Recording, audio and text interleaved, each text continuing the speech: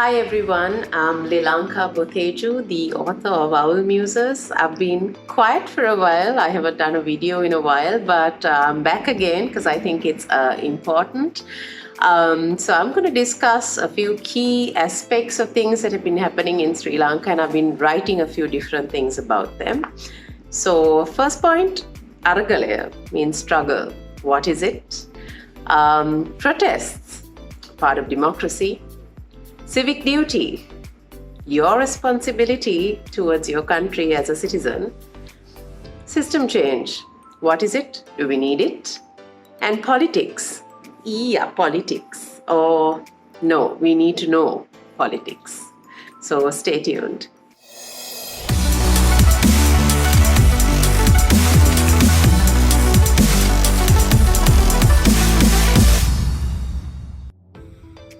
Aragalaya. Well, it's been an Aragalaya for a few months now, not a few months, quite a while now, starting somewhere in February, March this year. Sri Lanka has been going through a crazy economic crisis. We've been really put down to the lowest level we've possibly been in since independence, thanks to short-sighted work by politicians and a lack of awareness as citizens in what we have voted for and things we've allowed for a long time.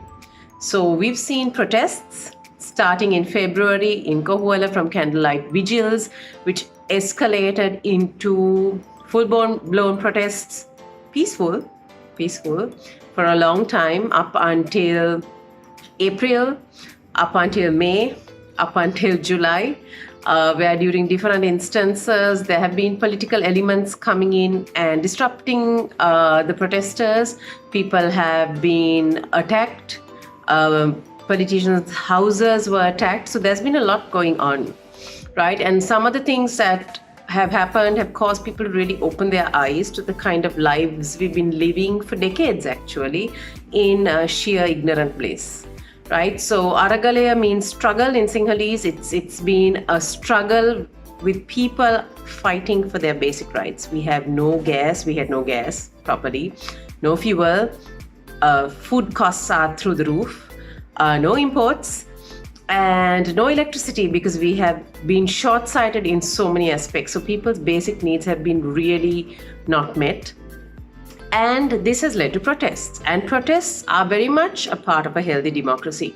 Now, a lot of Sri Lankans, especially in the urban classes in Colombo and in urban centers, have been comfortable, right? And that is the truth, including myself. I got protesting when I was 19 years old, and then afterwards I took a nice long hiatus, which is wrong. I should have been active as a citizen. And this relates to my third point of civic duty. We are citizens of a country, not blind, animals in a herd. As citizens, we have a responsibility towards the government and towards the country that we live in. Everything is about give and take. We are not just blind recipients of things, neither are we passive, recipients of things, and we shouldn't be that either. So part of our civic duty is to be aware of what is going on in the government that is ruling us. And a lot of us have been blissfully unaware. People proudly don't vote, right? Some people just go to the election booth and then just spoil their vote. Some people don't know who they're voting for. They're doing tuk-tuk. Right? So you've seen the results of years of this craziness. And then you're like, oh, doesn't matter. No, it doesn't matter. Same bunch of crooks. And we're very comfortable with crooks. Right? But as citizens, as human beings, a lot of Sri Lankans, a majority follow some religion, which teaches you right from wrong. A lot of people teach values to their kids, which is generally the right thing. So then we have to ask ourselves, why are we comfortable with a bunch of crooks and rogues leading us? Just because it's been done for years doesn't mean we continue to do it. And it is this sort of breaking point that we've reached. We've reached the straw that broke the camel's back. And literally that's what led to this Aragalaya and protests, right? And our civic duty, we have not been doing for decades. Not just us, our parents' generation, even before that. So you've seen an escalation of a lack of awareness, a lack of being involved as citizens of this country. And today we are now asking for system change because we are realizing we need to change the way we work. And when we say system change, what's important to remember is this country has laws, it has systems that are never followed. And this is what the urban, privileged people are guilty of, subverting the system at every step of the way. Whether it's a cop who stopped you for speeding, for drinking and driving, what do? You offer something, right? Whether it's the customs guy who's brought in the box of goodies that you ordered from Australia and the USA with electronic items you should be paying duty for, but you don't because you're giving him something under the table. Right? Or going into the passport office these days to get your passport, when you can follow the system, get an appointment and do it. Instead, you're paying whatever amount of money to some agent in there who's going to whisk you through and sort it out for you. Sort it out for you. So if you're going to be doing things like that, right, just because it's convenient, yes, the system is slow, it needs to change, it needs to evolve. But if you're going to keep subverting it, you are a part of the problem. Yeah. Tough things we need to deal with, really harsh reality checks, right? And you see the result of years of corruption. When it's comfortable for us, we are comfortable, right? We don't want to upset the apple cart. And that's what you're seeing now. We see a lot of privilege talk going on, a lot of people going, oh, things will settle. No, you don't just throw problems under the carpet, right? And then the whole notion of politics. What is politics? I don't know, man, these systems, blah, blah. You are in a country that is governed by politics.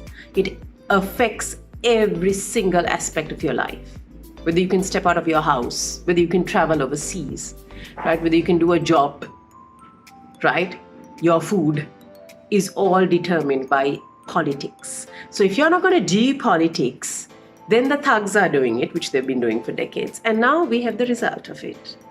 Right? So I've written a few articles about this, about the protests, about whether you should bring kids to protests, right? What is your civic duty? Please check out my blog, www.ourmuses.com. I will keep writing because this is an ongoing crisis in our country. But it's time we all woke up as citizens and every action does count.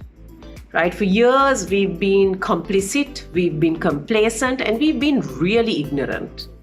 And now is the time to at least educate yourself. You don't have to get on the street and protest. If you can educate yourself and change the way you do things. Don't bribe people, right? Help those in need. These days we need a lot of support for the poor. Do what you can as a citizen of this country. Vote wisely, please vote. Vote wisely. We need people to think and vote. And we need people joining politics. Good people. Yes, it's literally pushing a boulder uphill. It's not going to be easy.